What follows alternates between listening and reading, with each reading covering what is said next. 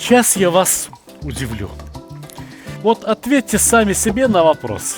Какой шашлык вы считаете самым вкусным? Из чего? Из какого мяса? И приготовьтесь удивляться. Потому что сейчас ответ на этот вопрос дам вам я. Но сначала мне надо почистить ананас. И ананас будет одним из ингредиентов сегодняшнего шашлыка. Вы пробовали когда-нибудь приготовленный на мангале ананас? Сегодня у вас есть такой шанс. Твердую сердцевину вырезаем. Ну а получившиеся лодочки нанизываем на шампур. Но это еще не все. Шашлык из ананаса мы тоже замаринуем. Знаете чем? Кокосовыми сливками. Здесь есть один секрет.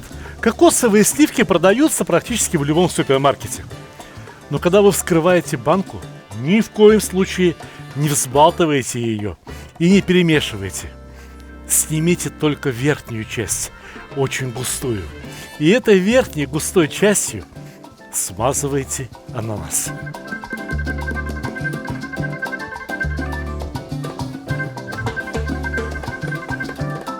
И то же самое со второй стороны.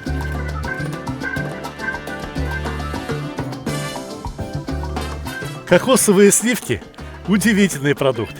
Видите, сейчас они своей консистенцией напоминают густую сметану. А поставишь на мангал и закарамелизируются, образуют на ананасе как бы ароматную корочку. Но для того, чтобы усилить этот аромат, для того, чтобы ярче выделить вкус ананаса, мы все это присыпем смесью приправ. Вот они.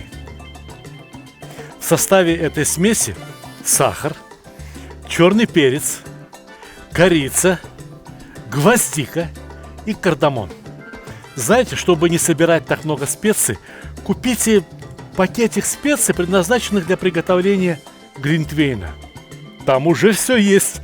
Добавьте сахар и густо обсыпайте ананасы.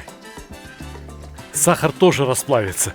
И сахар тоже образует как бы корочку из леденца со специями. А целебный, способствующий пищеварению сок ананаса останется внутри.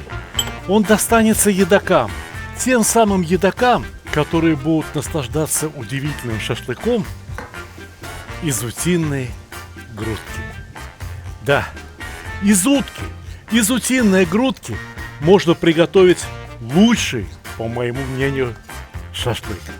Да, именно жирненькая, молоденькая, хорошо выкормленная утка является самым лучшим материалом для приготовления шашлыка, по мнению Сталика Хантишиева.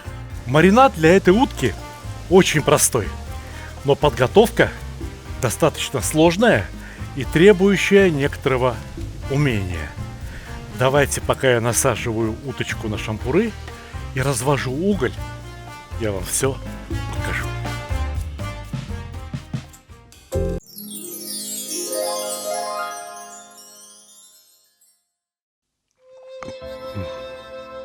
Кто сказал, что вода не имеет вкуса, цвета и запаха? Минеральная вода Тассай даже звучит, как серебряный колокольчик. В каждом стакане воды Тассай отражается синее небо над горными вершинами Тяньшаня, а каждый глоток приносит свежесть и благоухание горных ручьев. Идеально сбалансированная премиум вода Тассай Эмеральд с 2001 года.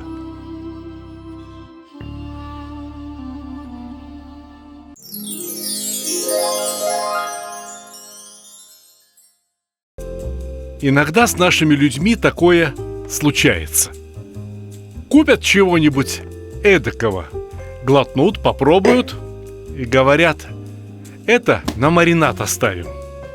Теперь у меня дома есть самый лучший коньяк для того, чтобы замариновать самый вкусный продукт для шашлыка – утиную грудку. Но прежде чем дойдет дело до маринада, с грудкой необходимо поработать. Каждую грудку необходимо надрезать по шкуре, прорезая только слой жира под кожей.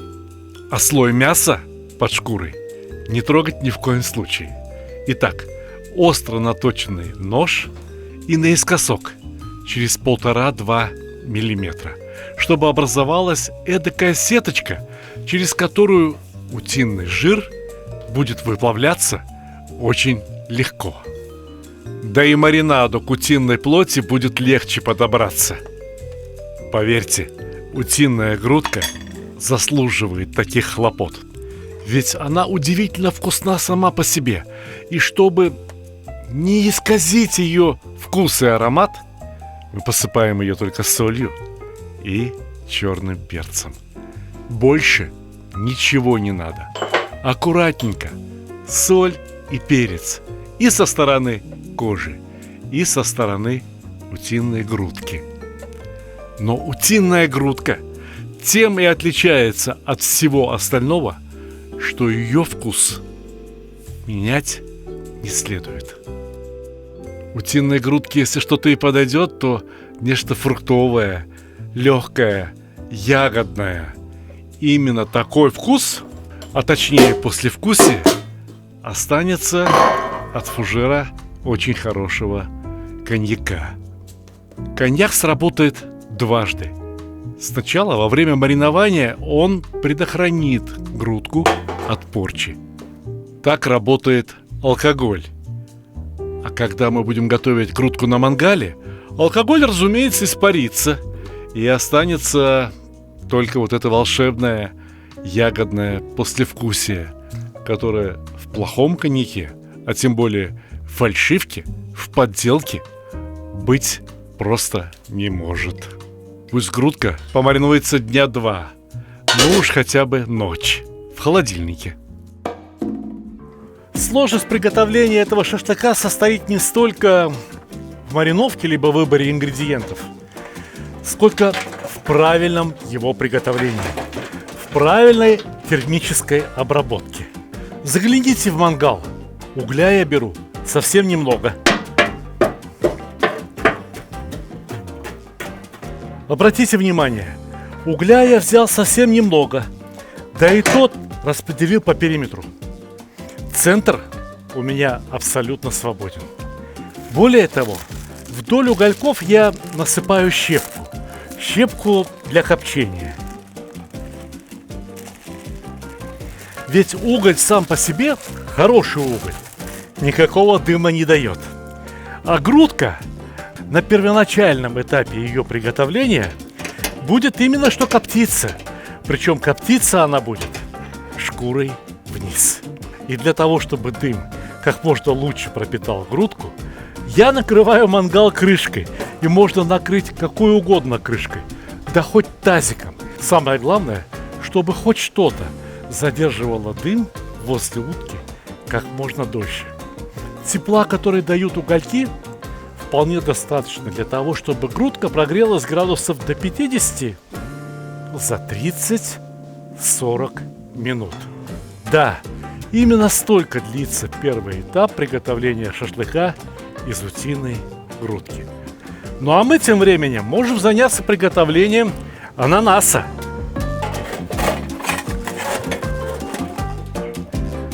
Под ананас можно насыпать уголька несколько побольше, чем под утку. Ананас тоже будет прогреваться довольно долго, но ананас следует прогреть градусов до 80-90 внутри и градусов до 130-150 на его поверхности, чтобы вокруг ананаса образовалась та самая карамельная корочка. Обмахнем угольки, чтобы они загорелись поярче. Ну и где там ананас?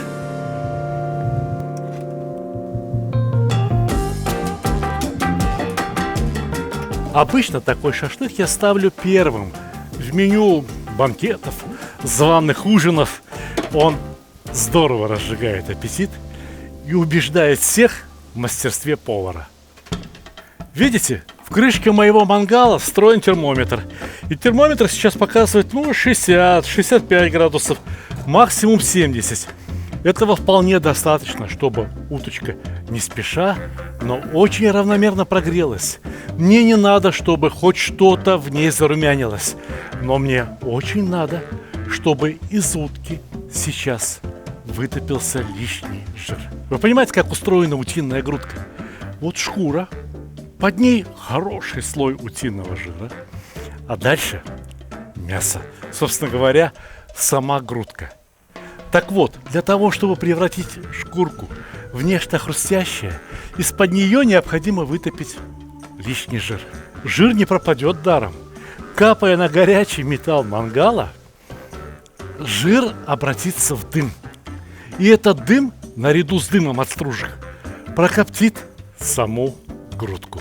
Получится очень вкусно, но лучше не забегать вперед, а перевернуть ананасы. Давайте заглянем. Посмотрим, какими получаются наши грудки. Я понимаю, что еще не все готово, но они выглядят прекрасно. Посмотрите, сколько жира вытапливается из каждой грудки. Можно смазать этим жиром утиное мясо, пусть постоит в сторонке.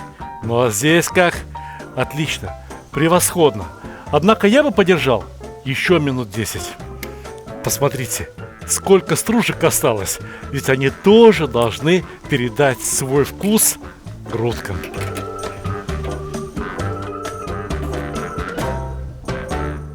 Да чего же сладко пахнет ананас!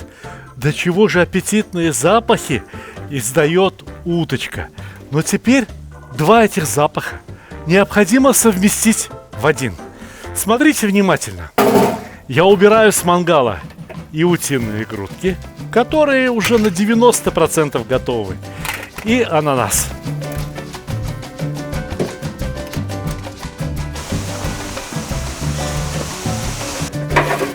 Теперь я перемешиваю уголь и стружки, добавляю еще немного угля. Отлично! Утиный жир, что накапал в мангал, наконец-то вспыхнул. Вот и пусть прогорит сейчас, пока утка отдыхает. И она отдыхает не просто так. Сейчас внутри этой утиной грудки происходит теплообмен. Постепенно, очень постепенно тепло проходит в слой мяса. Но жира внутри утки еще более чем достаточно. Сейчас поставим на сильный уголь, и буквально пойдет дождь из утиного жира. А утиный жир, ну вы видели, как он горит. Да им машины заправлять можно.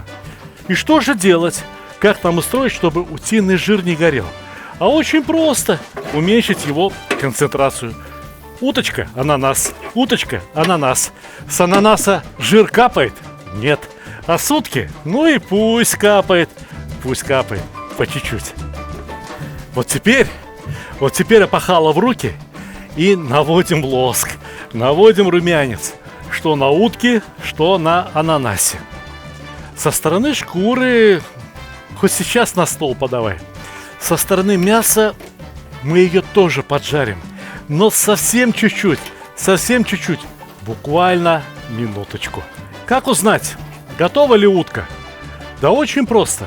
Можно узнать при помощи термометра, но я могу узнать и при помощи пальца. Дело не в том, что мой палец заменяет термометр. Дело в том, что мой палец вполне способен оценить, насколько упругой стала грудка. Вполне упругая, значит, готово. Может быть, еще немного румянца со стороны шкуры. Я хочу, чтобы шкура получилась несколько хрустящей. И можно будет подавать. По букету ароматов я чувствую, что все готово. Осталось только нарезать и выложить красиво на блюдо. Но я понимаю, что все еще очень много кулинаров оценивать готовность мяса либо птицы по цвету на срезе. Так вот, специально для моих юных друзей, дорогие мои, возможно, вам еще предстоит узнать, что самая вкусная утка – это та, которая внутри имеет розовый цвет мяса. как только мясо посерело, все, утка переготовлена. И этот шашлык будет очень трудно проживать. А сейчас полюбуйтесь. А сейчас она не просто розовая. Сейчас она буквально истекает волшебным соком.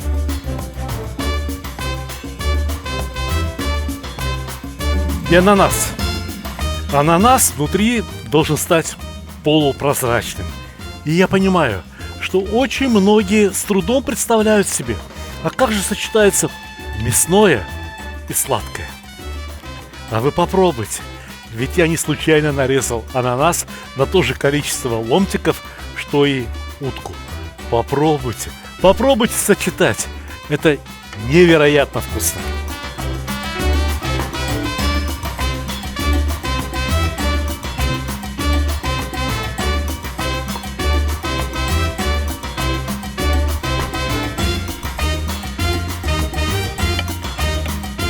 Ну вот и все. А хвостик от ананаса пусть каким-то образом украшает подачу. Я, признаться, не самый большой специалист в украшениях. Я, скорее всего, специалист по очень вкусному кебабу, по хорошему настроению и по очень дельным советам. Вот таким шашлыком не наедается до отвала.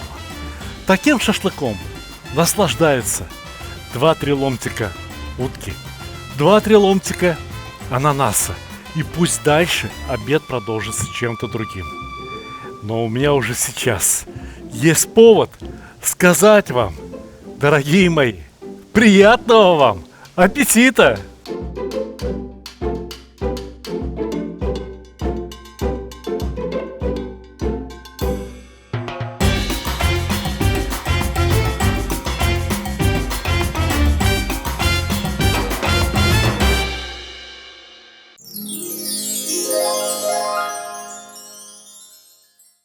Дорогие друзья, буквально 5 минут о моих книгах.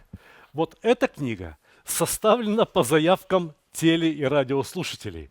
То есть вы выбрали рецепты для этой книги. Все рецепты, которые собрали наибольшее количество лайков в Ютубе, которые собрали наибольшее количество подписчиков, которые собрали наибольшее количество просмотров, вошли в эту книгу. 75 моих лучших рецептов. Все самое лучшее, что имеет, так сказать, кулинария Сталика Ханкишиева в одной книге. Каждый рецепт имеет QR-код. Вы можете прочитать, все очень подробно написано, фотографии каждого шага, как что делать, а потом еще и посмотреть на ютубе и задать мне вопрос, если вам что-либо непонятно. Очень интересная книжка «Счастье кулинара», она во многом автобиографическая. Здесь о еде моего детства, о том, что мы готовили с супругой, когда были молодыми, о том, что мы любим готовить сейчас. Это пончики и кремль, это то, что я любил очень в детстве. Это малосольный огурчик, это то, что я любил, когда мне было лет 30-40. Знаете, да, почему? А вот это, например, апельсиновый сок, но это все только для красоты. Потому что дальше идут какие-то бифштексы, какие-то очень интересные блюда. Например, такая вот каша рисовая, которую не грех подать на Пасху. Книга «Мангал». Сейчас начинается летний сезон, сезон шашлыков. Все, что необходимо знать про шашлык, написано в этой книге. Вы научитесь готовить шашлык лучше, чем повара во многих ресторанах. Книга «Казан, баран и Дастархан». Все о том, как готовить баранину. От ее разделки, от того, какую часть туши на какое блюдо отправить, как его пожарить, сварить, потушить, запечь, что угодно. Ох! Моя самая первая книга «Казан Мангал» продается уже 17 лет, продано более 1 миллиона экземпляров. Люди очень любят эту книгу. Одна из моих самых новых книг – это «Кухня чеченского народа». Если кому-то уже поднадоела узбекская кухня, поднадоела азербайджанская, вот перед вами Кавказ. Вот еще кое-что вкусное, вот еще кое-что очень интересное, вот еще кое-что очень необычное.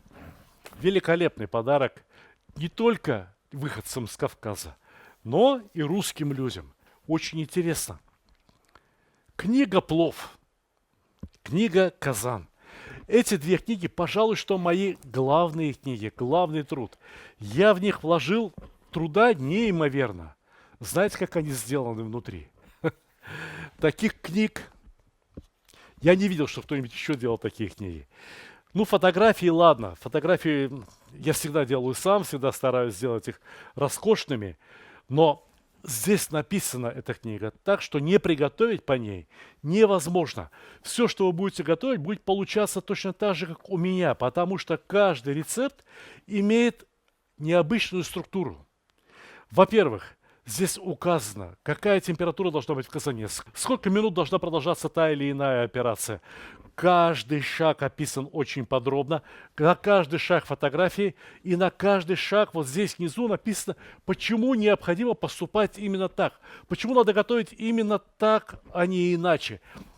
Эта книга получила что-то вроде кулинарного Оскара. Первое место на конкурсе, на всемирном конкурсе кулинарных книг в Пекине. В соревновании принимало участие 1200 книг из 210 стран. И я вот с этой книгой получил первое место. Книга «Плов» не хуже. Здесь, если вы после этой книги не научитесь готовить плов, я сильно удивлюсь. Точно такая же структура. Что делать? Фотография, какая температура и подробное объяснение, почему надо готовить именно так. Все возможные пловы на все возможные вкусы. Но если вы покупаете книгу «Счастье кулинара» и книгу «Плов», книга о марокканской кухне, кухня, о которой вы практически ничего не знаете, но это очень вкусная кухня, которая готовится из тех же самых продуктов, что есть у нас, из тех же самых специй, что есть у нас, и готовится зачастую гораздо проще, чем наши любимые блюда в казане. Вы откроете для себя буквально новую страницу в кулинарии. Книга «Счастье кулинара», книга «Плов». За эти книги вы платите, а эту книгу я вам дарю. То же самое я сделаю для тех людей, кто купит книгу «Мангал» и книгу «Казан». Вместе две книги, пожалуйста, а книга «Таджин» и «Кускус» бесплатно. Если кто-то захочет купить вот эти две книги, книгу «Казан» и книгу «Плов» вместе, разумеется, тому книжка «Таджин», «Кускус» бесплатно. Если кто-то захочет купить не одну книжку про чеченскую кухню, а сразу три, одна бесплатно. Заходите на мой сайт stalik.ru. Теперь это эксклюзивный продавец моих книг, потому что только здесь книги упаковывают так, как положено, и они дойдут до вас в целости и сохранности. Во-первых, вот такая картонная коробка для каждой книги. Это обязательно. Во-вторых, пузырчатая пленка. Вот там. И только потом уже пакетик, СДЭК, почта. Выбирай. Все доходит очень надежно. Добро пожаловать в магазин stalik.ru.